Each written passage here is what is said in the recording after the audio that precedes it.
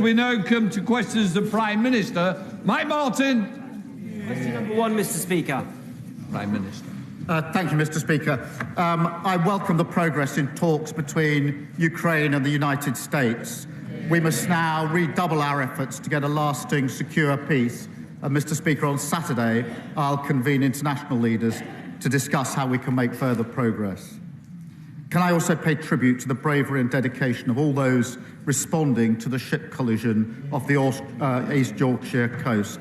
Our thoughts, and I'm sure of the whole House, are with the family of the crew member who is sadly presumed dead. Mr. Speaker, this week we introduced landmark legislation to get Britain building, paving the way to restoring the dream of home ownership for working people across the country. We're also driving forward our Employment Rights Bill, the biggest boost to workers' rights in a generation. That's our plan for change in action. This morning, I had meetings with ministerial colleagues and others. In addition to my duties in this House, I shall have further such meetings later today. Mike Martin. Thank you, Mr. Speaker. Russia has abducted at least 19,000 Ukrainian children and transferred them to Russia. They have been told that their parents don't love them, they've been placed in Russian homes, and they have been re-educated. For this despicable crime and others, the International Criminal Court has issued 6 arrest warrants for Vladimir Putin and his gang. I note the Prime Minister's previous fulsome support for the ICC, and I also note his comments just last night about the support that the UK will offer to Ukraine in achieving a just and lasting peace. Will the Prime Minister confirm to the House that British peacekeeping troops will only be deployed to Ukraine if the peacekeeping deal includes both the return of Ukraine's children and Putin's prosecution? Yeah. Well, Mr. Speaker, firstly, I thank him for raising this issue because it is an absolutely terrible case of abduction and kidnapping. And when we say a lasting, just settlement or peace in Ukraine, it must, of course, involve dealing with this issue, and we are, as he would expect, raising it continually with our allies. John Davis. Thank you, Mr. Speaker. Telford and Britain voted for change in July, yet this week we saw the bizarre spectacle of the Conservatives attempting to bring back the Rwanda policy, clinging onto a gimmick that cost the British taxpayers £700 million, yet only sent 4 volunteers to Rwanda. As Labour works to secure our borders through our plan for change, does the Prime Minister agree with me? It's quite clear the party opposite have done absolutely nothing. Well, he's quite right. They ran an open borders experiment that saw numbers go up to almost 1 million. And the leader of the opposition was the cheerleader, thanking herself for the lobbying that she did. The Rwanda scheme, yes, Mr. Speaker, £700 million of taxpayers' money to remove 4 volunteers. What a contrast. We've got the flights off. 19,000 people removed who shouldn't be here. As with the NHS, with prisons, the economy, everything else, we're clearing up the mess that they lost. Leader of the opposition, can be very long. Later today, the Prime Minister is meeting the family of Sir David Amess.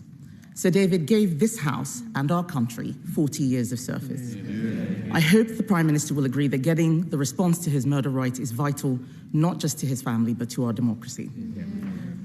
Mr. Speaker, every week, I speak to businesses who are letting go of staff or closing. Has the Prime Minister been given an estimate of how many people will lose their jobs because of his budget? Prime Minister.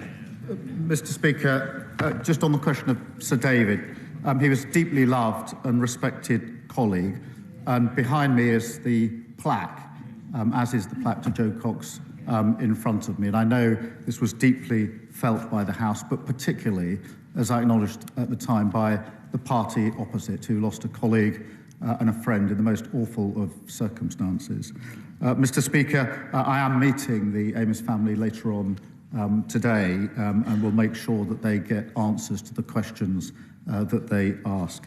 Mr. Speaker, in relation to businesses, I'm really pleased to say we've got thousands of new jobs into the economy. We've got more investment in the last 20 years, an absolute record. Wages are up higher than prices. 3 interest rate cuts, the best boost for the cost of living for a very long time. Mr. Speaker, the Prime Minister needs to get out more. Inflation is up, and estimates of job losses are between 130,000 and 300,000. Okay. His tax rises are hurting every sector of the economy. Things are getting worse for nurseries. Nurseries are writing to stressed parents right now, telling them that fees will go up because of his jobs tax. Can he explain how more expensive childcare is good for the economy or for working families struggling to make ends meet? Well, Mr. Speaker, we're putting in childcare. Look at the breakfast clubs, 2 in her constituency. But she's rather forgetting the $22 billion black hole that they left, that we had to deal with. That's why we had to take the necessary but right measures we did in the budget. And what's her response? Not that she'd reverse them. Oh, no, she doesn't say that. She attacks what we've done, but she doesn't say she would reverse it because she wants all the benefits of our budget in returns of investment, but she doesn't want to pay for it. That's how we got into the mess in the first place.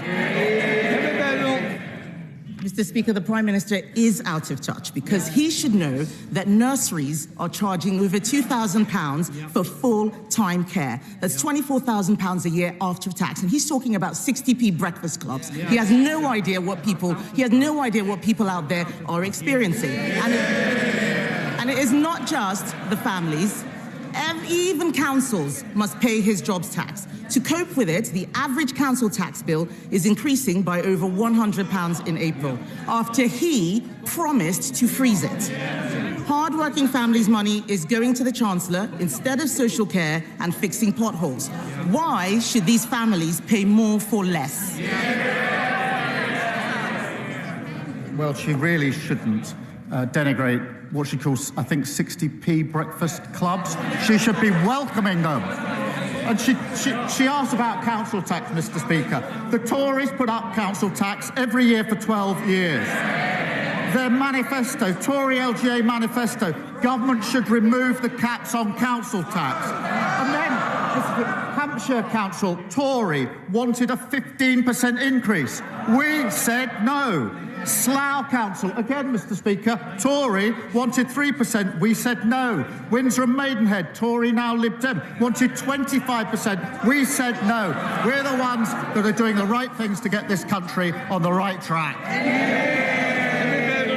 Mr. Speaker, the point is he promised to freeze, and they are going up. And if he wants to talk about councils, let's look at Liverpool or maybe Birmingham, where the rubbish is piling up so high, people vote Labour and all they get is trash, just like what he's saying at the dispatch box.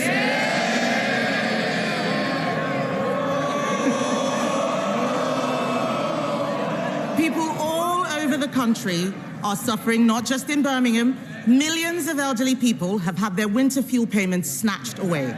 At the same time, care home fees are set to go up by a devastating £3,000 because of his jobs tax. How does he expect pensioners on a fixed income to make ends meet? See you later, lads.